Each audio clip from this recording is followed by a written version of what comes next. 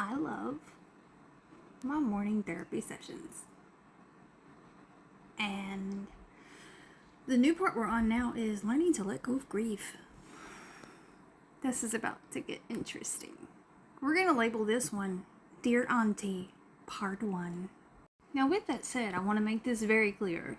This does not mean I want you to contact me, call me, come see me, nothing. I wasn't good enough for you while I was healthy. I definitely don't want you around now because I don't do fake.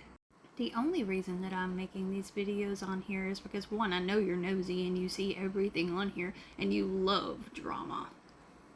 But since I'm stuck in my house and I have nothing better to do, I figured that I might as well share a little bit of my therapy sessions with the world and what it's like to have cancer and what it's like to have to deal with the grief from your past.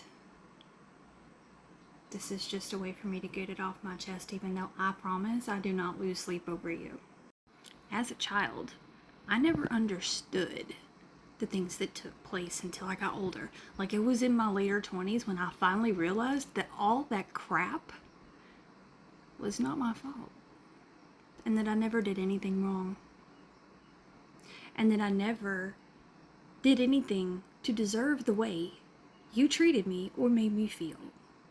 I guess as a child I wasn't supposed to remember the way you acted or treated me. You never did that in front of your dad, though, did you? You made sure that he never saw you act that way. You made sure that anytime something negative was said or something negative was done, that it was not in the eyes of anyone else. But God was watching. So while you sit all high and mighty in your fancy hotel / house, whatever you want to call it, with your fancy cars and your fancy boats and your fancy life and your fancy clothes, I live a minimalist life. I had a mom who raised me with dignity and respect and compassion and common sense, which isn't very common anymore. But I have respect for people. And I also have children who have respect for people and all those other things that go with that. You taught me something in life, and that was exactly how not to act towards people. Now, I'm not making this video to be ugly. I'm not making this video to make people feel bad. But I am doing what I'm supposed to do, and I am confronting those things that bothered me. No, I don't lose sleep over you anymore, but I feel like you need to know. Because before you walk through those pearly gates up there to get to heaven, you might want to ask for forgiveness. Now, I remember very specifically that Thanksgiving that we spent that last time together, as a family.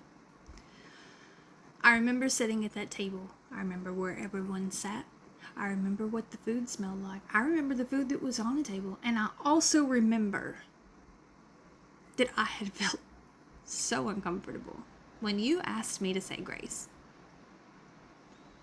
Now, let's clear one thing up. When I told you no, that's okay, you said that's right, you have nothing to be grateful for. You said that. I remember that clear as day. I have a very, very good memory. And I remember that. And I also remember that nobody else at that table stood up and took my side. Bet that made you feel powerful, huh? The thing is I wasn't worried about it. I just knew that you would judge me. That is how you've always done me. You've always judged me. You judge everyone. And you need to understand, you don't get to judge. That's not your job. I don't know what I ever did to you. Was it a jealousy thing? Were you jealous? I don't understand. Like, you don't even have to answer this, because to be honest, I really don't care. I don't understand. I don't see what I ever did to get under your skin so bad.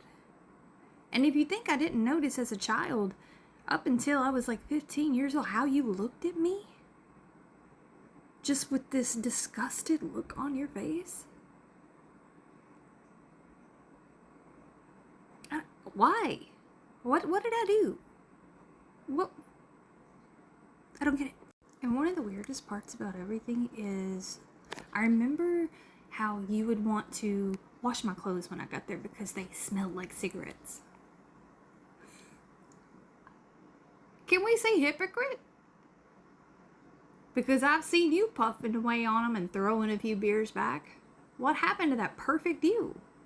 You know, the part where you judged my mom and my nana and my papa for smoking? And now you have tattoos and you like bikes and you drink and you smoke. My, how the tables have turned. Either way, I'm really not concerned. I don't lose sleep over this shit. I just know I'm supposed to get it all off my chest, say the things that I need to say. That way there are no regrets for not saying the things that needed to be said. I said it. I got it off my chest. Now it's time to move on to the next one. Clearing my list here. Not sure who I'm going to talk to next. Just remember, I don't really want to talk to you. I wasn't good enough for you while I was healthy, so don't call with the fake, oh my god, are you okay? I don't want it. Karma is real. And with that said, I'm not going to say anything ugly. God doesn't like ugly. But I do hope that you have the life that you deserve.